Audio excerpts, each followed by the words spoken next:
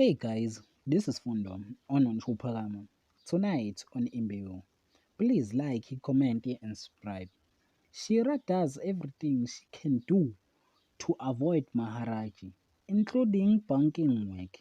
Maharaji wants to talk with Shira, and it seems like Pengu family has suspicions that Shira has involved on Maharaji to take Maloju company.